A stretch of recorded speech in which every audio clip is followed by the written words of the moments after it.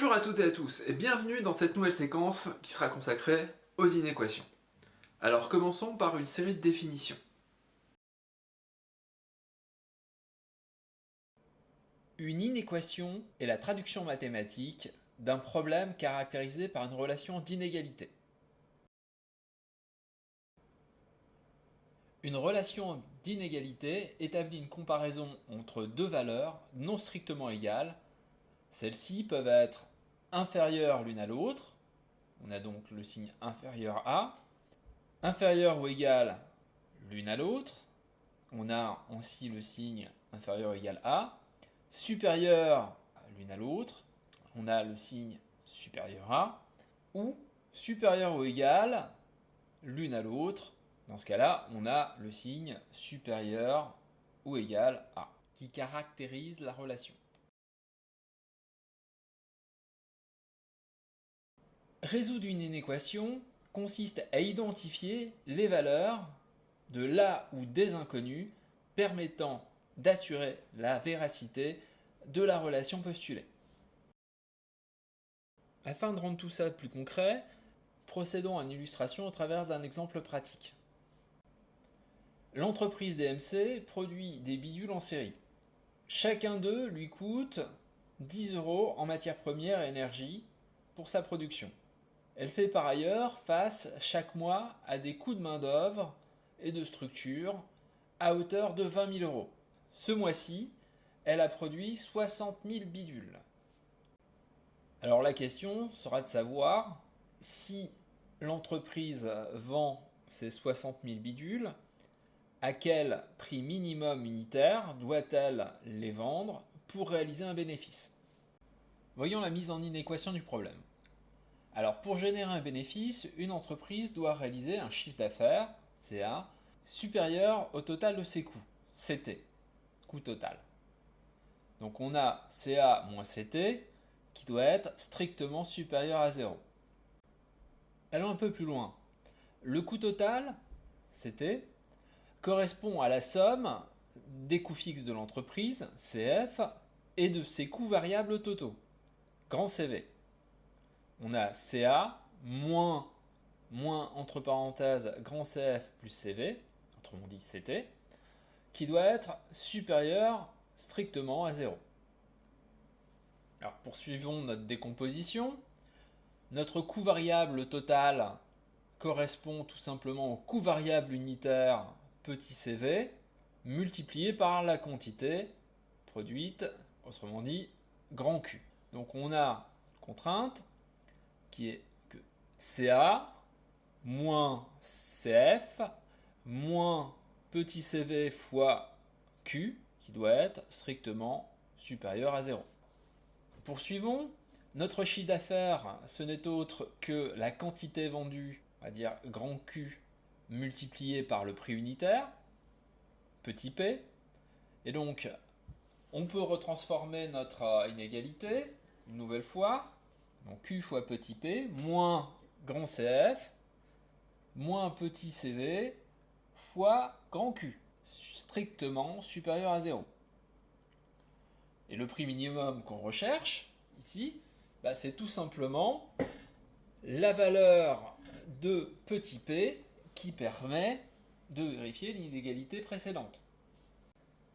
Alors pour trouver cette valeur, on va procéder de la même manière que pour une équation ordinaire et on va faire passer donc l'ensemble des éléments à l'exception de petit p de l'autre côté du signe supérieur à.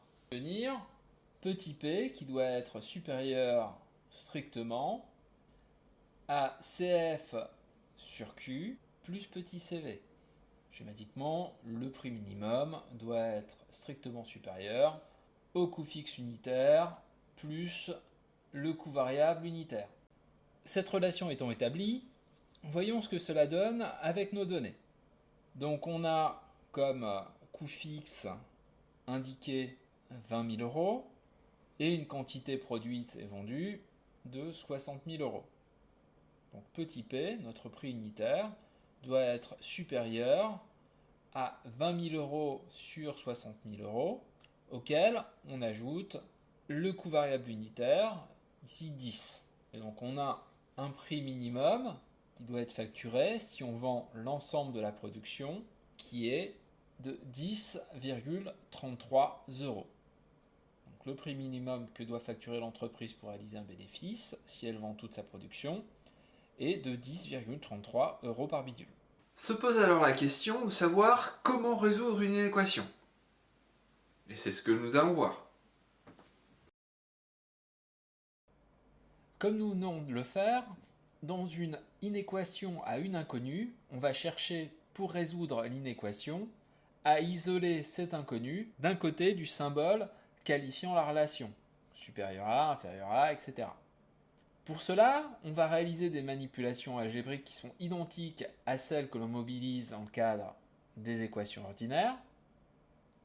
Celles-ci ne changent pas le sens des relations mises en évidence, à une exception près, la multiplication ou la division des deux membres par un nombre négatif. Alors pour illustrer ce point, prenons une relation quelconque, par exemple la relation qu'il y a entre 1 et 2. 1 est plus petit que 2. Si vous multipliez chaque membre de cette inégalité par moins 1, vous obtenez 1 multiplié par moins 1 qui donne moins 1, et 2 multiplié par moins 1 qui donne moins 2. Quelle est la relation entre ces deux chiffres? La nouvelle relation est inversée par rapport à la première, dans la mesure où moins 1 est plus grand que moins 2. Donc vous pouvez réaliser la même expérience avec n'importe quel couple de nombres. La relation qui les lie est toujours inversée lorsqu'ils sont multipliés tous les deux par un nombre négatif quelconque. Illustrons ce mode de résolution à partir de deux exemples. Commençons par l'inéquation suivante. 2x plus 3 est inférieur à 4 moins 5x. Alors la première chose à faire, ça va être de faire passer les x du même côté du signe inférieur à et les chiffres ordinaires de l'autre côté. Donc le moins 5x va devenir plus 5x en passant de l'autre côté du signe. Donc on va avoir 2x plus 5x. Et le plus 3 va devenir moins 3 en passant de l'autre côté du signe. Donc on va avoir 2x plus 5x qui est inférieur à 4 moins 3. Donc ça, si on réalise les calculs, ça nous fait 7x est plus petit que 1. Et donc si on fait passer le 7 du 7x de l'autre côté du signe inférieur à, on a x qui est inférieur à 1 septième. Donc notre solution pour notre inéquation ici, c'est x inférieur à 1 septième.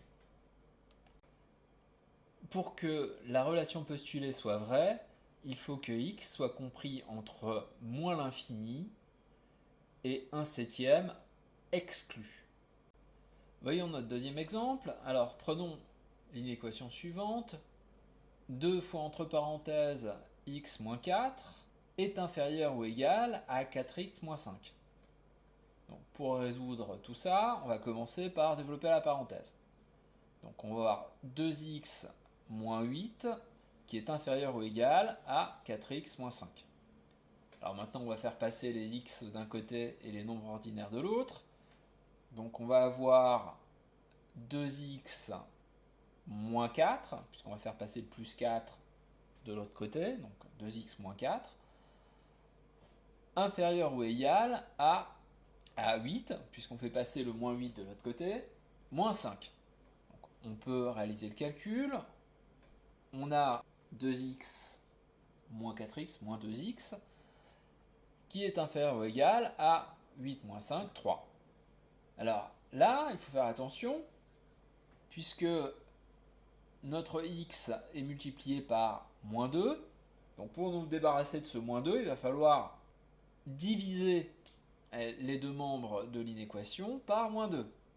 Et donc quand on divise ou on multiplie par un nombre négatif, on doit inverser le sens de la relation.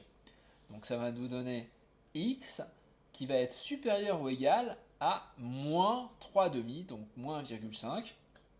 Et notre solution qui permet de garantir la véracité de la relation, sera que x doit être compris entre moins 1,5 inclus et plus l'infini. Lorsqu'on est confronté à des expressions plus compliquées, il est conseillé de recourir à un tableau de signes pour identifier les plages de valeurs de x qui sont solutions à l'inéquation. Il s'agit alors de restructurer l'expression étudiée en une série de facteurs, d'étudier les signes de chacun d'eux et d'utiliser la règle des signes pour déterminer le signe final de l'ensemble sur les différentes plages de valeurs de x. On ne retiendra alors que celles qui sont solutions à notre inéquation. Alors rappelons rapidement ce qu'on entend par règle des signes. La multiplication de deux nombres négatifs donne un nombre positif et la multiplication de deux nombres positifs donne un nombre positif. Alors ce tableau de signes se présente de la manière suivante dans son cadre le plus simple. On a pour les différentes valeurs de x allant de moins l'infini à plus l'infini en passant par éventuellement une racine.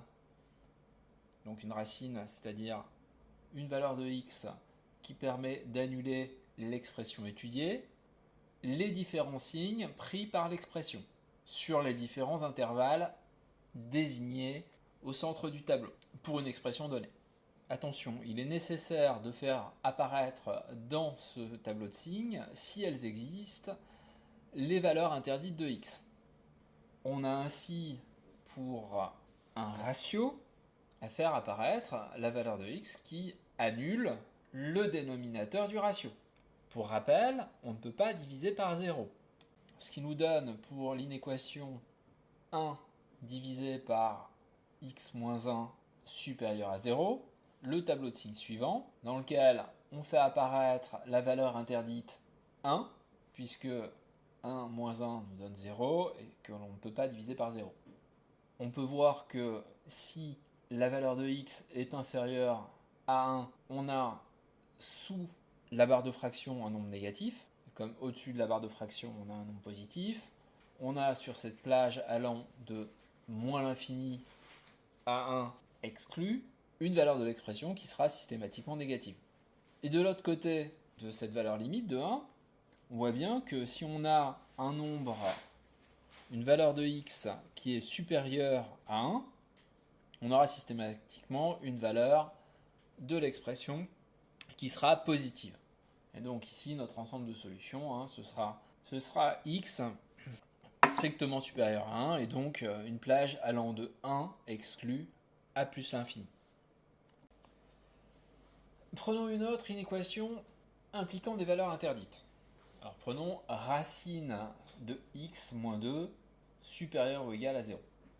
En fait, un carré ne pouvant jamais être négatif, puisque la multiplication de deux nombres négatifs donne un nombre positif, ici, x moins 2 ne pourra jamais être négatif. On va exclure les valeurs de x qui font que x moins 2 soit un ensemble négatif. Ces valeurs sont celles pour lesquelles x est inférieur à 2. L'ensemble des solutions admises ici, ce sera 2 inclus jusqu'à plus l'infini. On voit bien que si on a une valeur de x qui est supérieure à 2, on obtient systématiquement une valeur positive de l'expression étudiée. Et si x est égal à 2, donc on a 2 moins 2 égale 0, et donc racine de 0, et racine de 0 c'est égal à 0, et ça fait partie de notre ensemble, et ça fait partie de notre ensemble de valeurs cibles. Intéressons-nous maintenant au cas le plus simple. Les inéquations du premier degré. Une inéquation du premier degré est une inéquation où la puissance de l'inconnu, dont la puissance est la plus élevée, est 0 ou 1. Elle se résume à une des formes typiques suivantes: a plus bx supérieur à 0, a plus bx supérieur ou égal à 0, a plus bx inférieur à 0, ou a plus bx inférieur ou égal à 0. A et b étant des nombres quelconques. Le tableau de signes associé prend la forme suivante. Donc si on est dans le cas où a plus bx est supérieur à 0 ou supérieur ou égal à 0, on a entre moins l'infini et la racine moins a sur b une expression qui a un signe négatif, et sur l'intervalle moins a sur b jusque plus l'infini, on a une expression qui est positive. La solution à l'inéquation a plus bx supérieur à 0 est alors moins a sur b exclu jusque plus l'infini. Et pour a plus bx supérieur ou égal à 0, c'est la même chose, mais avec moins a sur b qui est inclus. Pour les inéquations a plus bx inférieur à 0 et a plus bx inférieur ou égal à 0, on a le même tableau de signes et on peut y lire les solutions. Donc on a pour la première inéquation un intervalle de solution qui va de moins l'infini à moins a sur b exclu, puisque c'est strictement inférieur à 0. Et pour la seconde inéquation, on a un ensemble de solutions qui va de moins l'infini à moins a sur b inclus. Voyons un cas un petit peu plus compliqué. Les inéquations du second degré. Alors une inéquation du second degré est une inéquation où la puissance de l'inconnu dont la puissance est la plus élevée est 2. Prenons un exemple rapide. Alors considérons l'inéquation suivante. Entre parenthèses x moins 2 le tout au carré est supérieur ou égal à, entre parenthèses, 2x moins 7 également au carré. Alors pour résoudre l'inéquation, on va commencer par mettre l'ensemble des éléments chiffrés du même côté du signe égal, qu'ils soient des indices de x ou non. Et donc on va avoir notre inéquation qui va devenir entre parenthèses x moins 2 au carré moins entre parenthèses 2x moins 7 au carré, qui va être supérieur ou égal à 0. Reste alors à factoriser l'expression pour pouvoir étudier facilement le signe. Donc on note que x moins 2 au carré moins 2x moins 7 au carré, c'est équivalent à l'expression a au carré moins b carré, et que a carré moins b carré, c'est le résultat du produit de la parenthèse a plus b que multiplie la parenthèse a moins b. Donc en fait, ici notre a, ce serait le x moins 2, et notre b, ce serait le 2x moins 7. Donc on va utiliser cette expression pour pouvoir obtenir notre factorisation.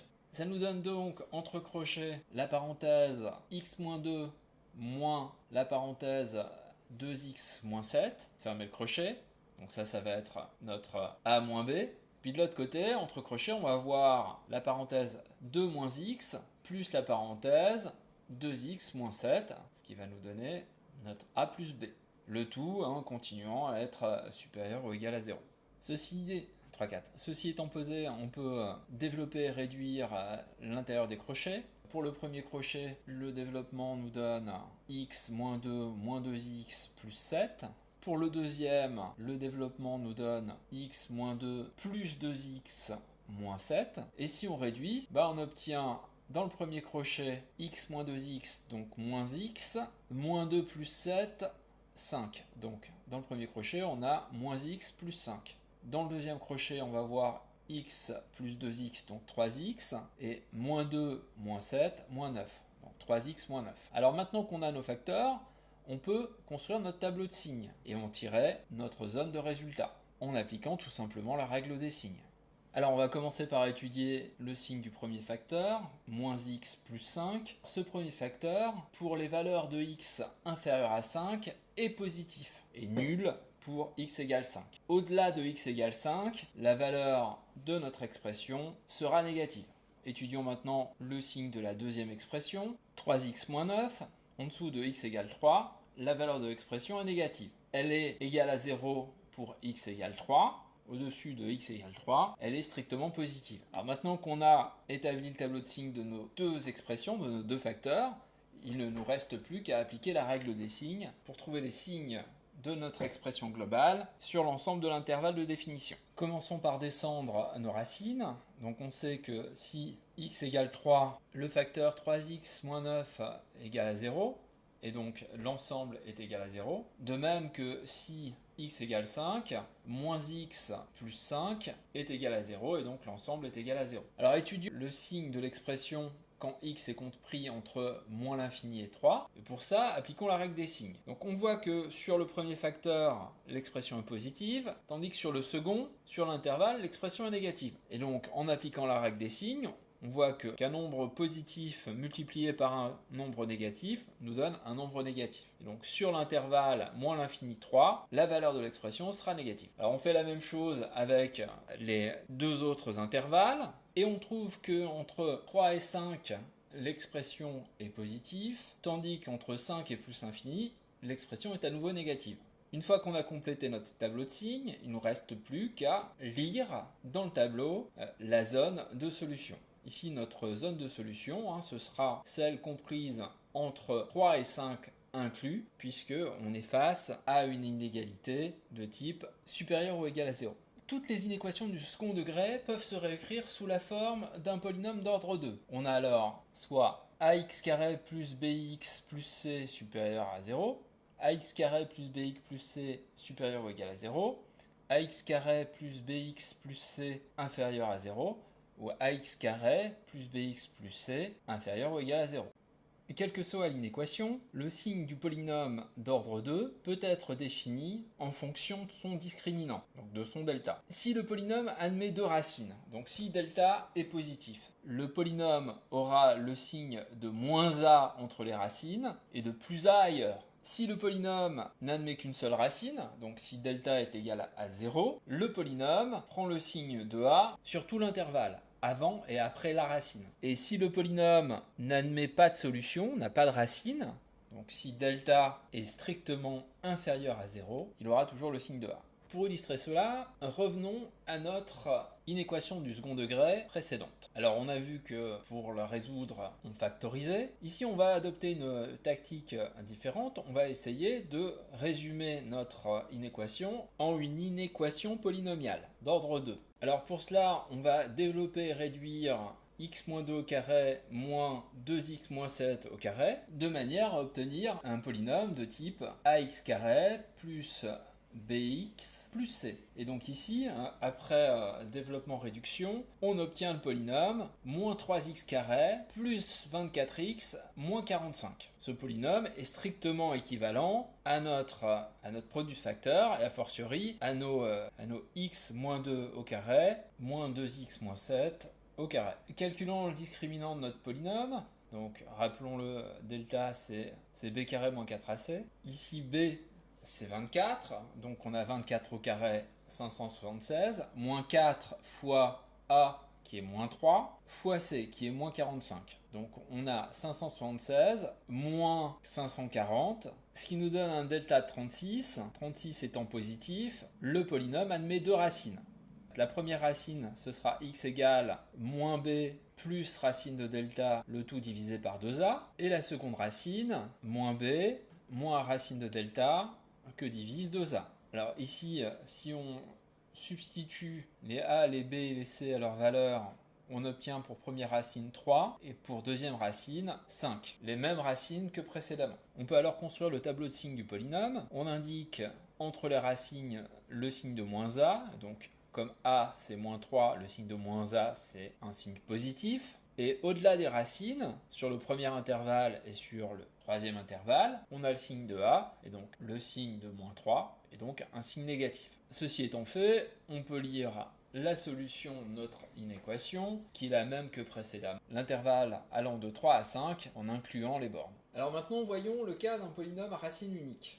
Partons de l'inéquation suivante, x moins 2 au carré supérieur ou égal à 2x moins 4 au carré. Procédons aux mêmes transformations que précédemment, donc factorisons l'ensemble. Donc après transformation, on obtient l'inégalité suivante, moins x plus 2, facteur de 3x moins 6, supérieur ou égal à 0. On voit que la racine de ce groupe de facteurs est 2.